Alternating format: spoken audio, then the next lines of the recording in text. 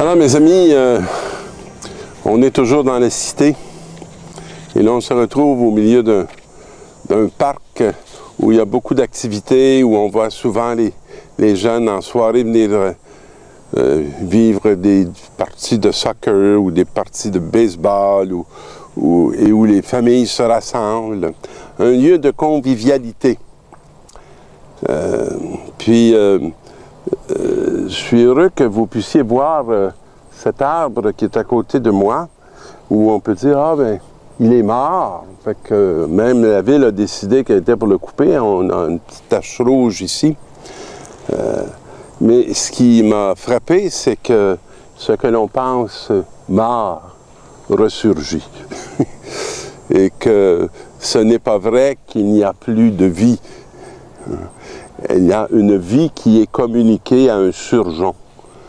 Et c'est une très belle image de ce qui est vrai aussi pour la communauté chrétienne. Parfois, on pense qu'elle est devenue comme un arbre mort, mais on ne voit pas le surgeon qui va donner un nouvel arbre qui est appelé aussi.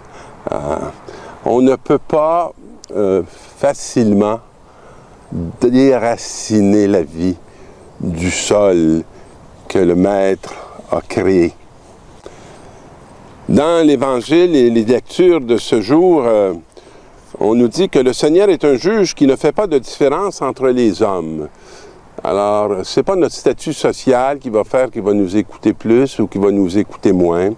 Ce n'est pas notre réalité, je dirais, vocationnelle qui va nous donner plus d'importance ou moins d'importance.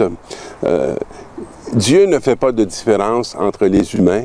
Ce sont des humains qu'il a créés et dans chacun, il se reconnaît.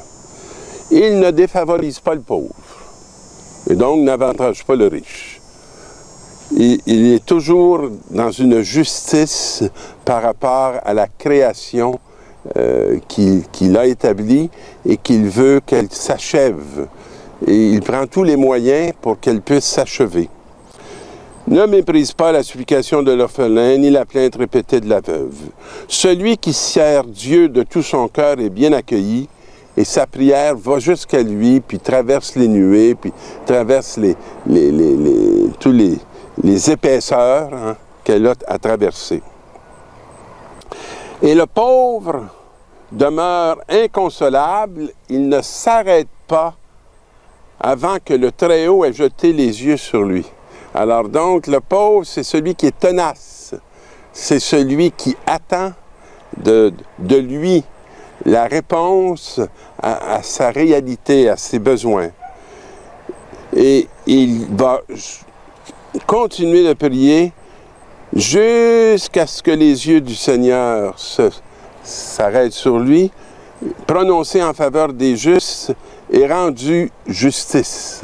Alors c'est comme si le pauvre appelle la justice de Dieu qu'il sait que lui ne peut pas établir, mais que son Dieu peut établir.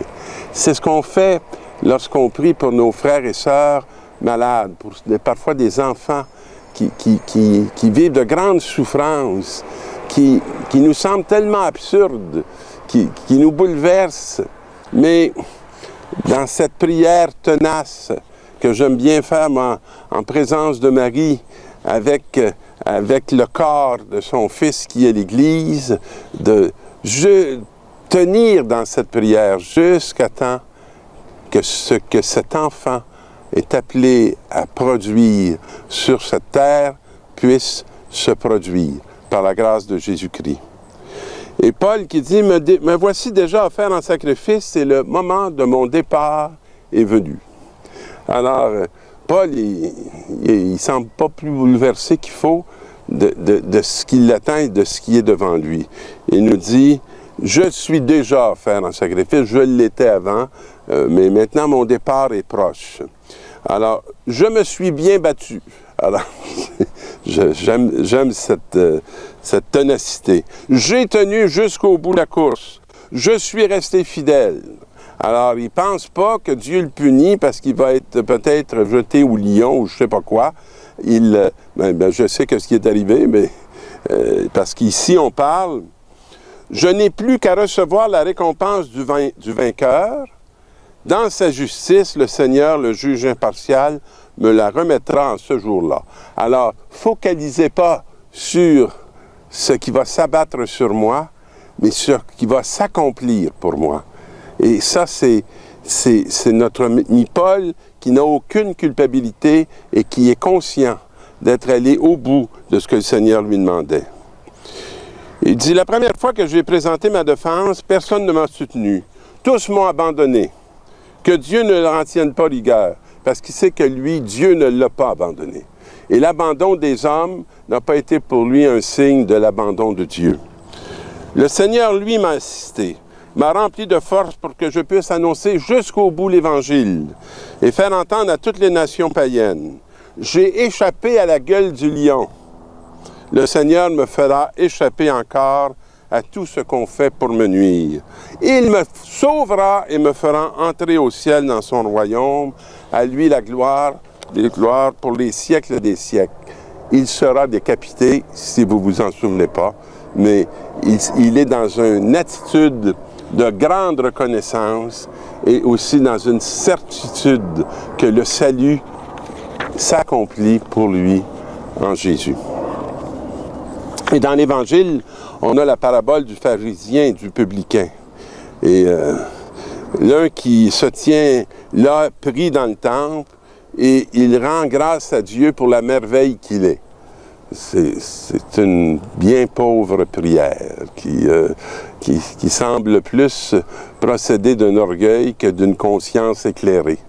Mais c'est comme ça qu'il se voit.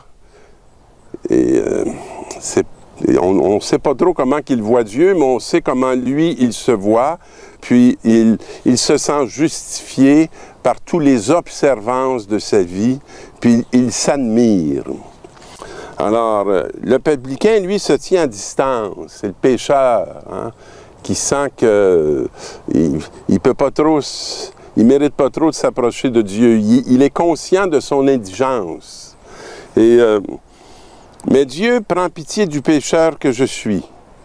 Alors, il ne semble pas vouloir dire à Dieu qu'il devrait être en admiration devant ce qu'il est. Et il n'est pas en admiration non plus devant les péchés qu'il a commis.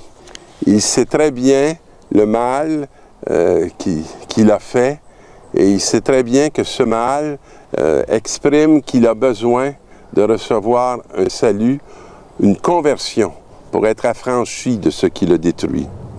Alors quand il rentre chez lui, je vous le déclare, qui était devenu juste? Pas l'autre, par ses pratiques et ses bons comportements, mais celui qui avait conscience de sa petitesse. Et la parole nous dit, qui s'élève sera baissé, et qui s'abaisse sera élevé. Et élevé, c'est pas mis au-dessus des autres.